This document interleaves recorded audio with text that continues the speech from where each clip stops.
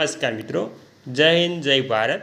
સ્વાગત છે તમારું આપણી YouTube channel mister Vijayan point એજ્યુકેશનમાં. તો મિત્રો, આજે આપણે વાત કરવાના છીએ કે પેન્શન અને પગાર વધારા વિશે. તો મિત્રો, જુલાઈ 2026ના મોંઘવારી ભથ્થાના AICPI ડેટા જાહેર થઈ ગયા છે. હવે જુલાઈ 2026ના મોંઘવારી ભથ્થામાં જે વધારો થવાનો છે તેના ડેટા જાહેર થતાં પેન્શન અને પગારમાં કેટલો વધારો થશે તેની સંપૂર્ણ વાત આજે આપણે કરવાની છે. તો મિત્રો, તમે પણ ગુજરાત રાજ્યના એક પેન્શનધારક અથવા તો નિવૃત્ત કર્મચારી અથવા તો સરકારી કર્મચારી છો તો જુલાઈ 2026ના મોંઘવારી ભથ્થા DA/DRને લઈ ખૂબ જ સારા સમાચાર સામે આવ્યા છે. તો સંપૂર્ણ વાત વિગતવાર જાણતા પહેલાં તમને એક નાની વિનમ્ર વિનંતી છે કે તમે આપણી ચેનલમાં નવા હોય તો આપણી ચેનલને સબસ્ક્રાઈબ કરી લેજો અને વિડીયો ગમે તો લાઈક પણ કરી દેજો. તો વાલા દર્શક મિત્રો, વિગતવાર વાત કરીએ તો DA હાઇક.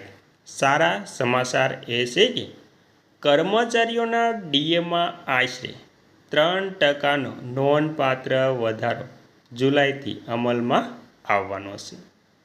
લેબર બ્યુરો દ્વારા જાહેર કરાયેલા તાજેતરના consumer price index four industrial workers CPI-IW data દ્વારા આ વાતની પુષ્ટિ કરવામાં આવી છે. એટલે કે જે ડેટા જાહેર થયા છે તેના આધારે મોંઘવારી ભથ્થાની પુષ્ટિ કરવામાં આવી છે.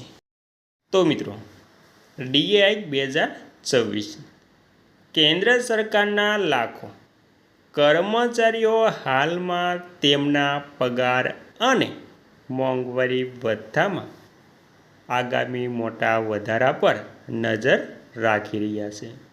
અને મિત્રો, સારા સમાચાર એ પણ છે કે કર્મચારીઓના DAમાં આશરે 3%નો નોંધપાત્ર વધારો જુલાઈથી અમલમાં આવવાનો છે.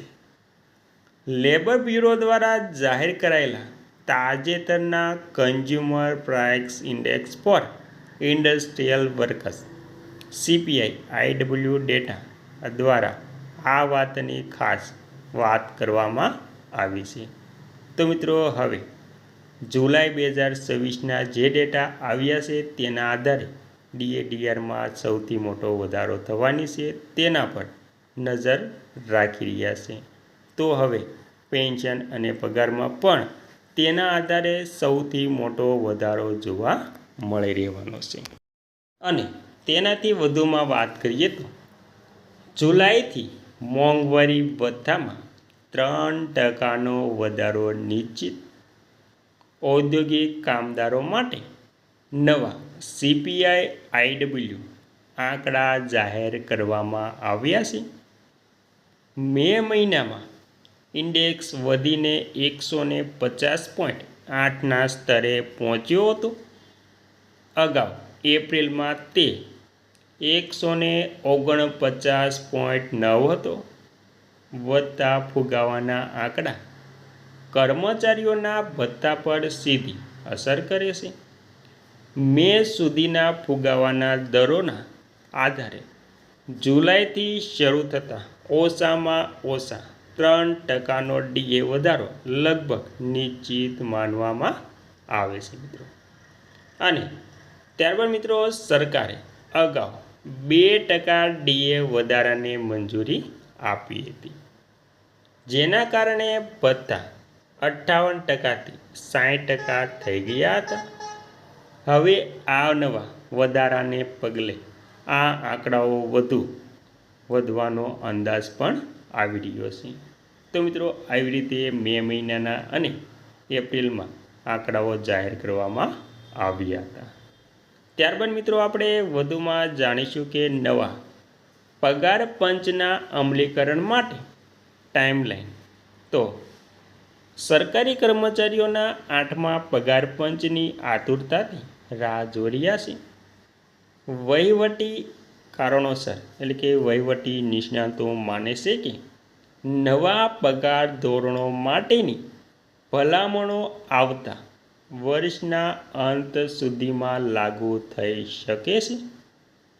જો કે આના પરિણામે કોઈ પણ વાસ્તવિક પગાર વધારો જાન્યુઆરી 2026થી અમલમાં આવશે અને એકવાર નવું પગાર પંચ સંપૂર્ણપણે લાગુ થઈ જાય પછી કર્મચારીઓને 18થી 24 મહિનાના બાકી પગારને આવરી લેતી નોંધપાત્ર એકમ રકમની ચૂકવણી પ્રાપ્ત થશે મિત્રો.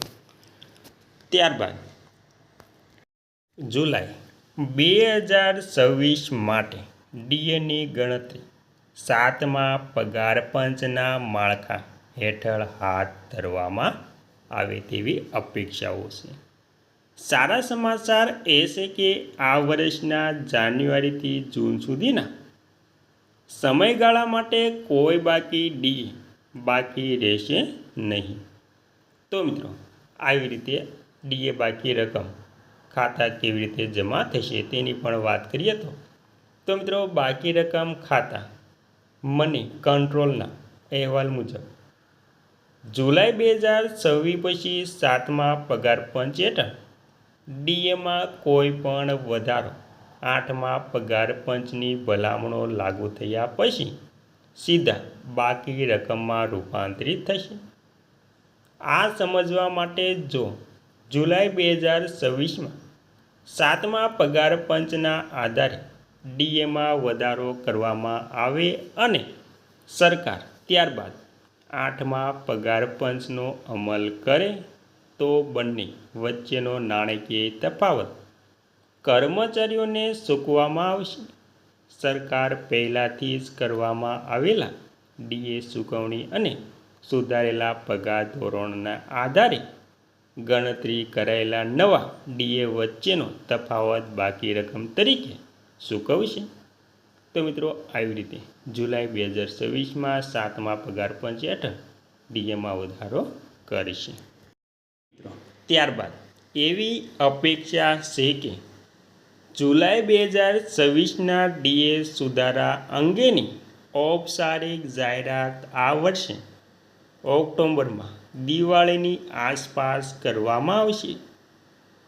જો કે સંપૂર્ણ ચિત્ર ત્યારે સ્પષ્ટ થશે જ્યારે સરકાર સત્તાવાર રીતે અસરકારક તારીખ, ફિટમેન્ટ ફેક્ટર, પે મેટ્રિક્સ અને ડીએ સંક્રમણ ફોર્મ્યુલાની જાહેરાત કરશે.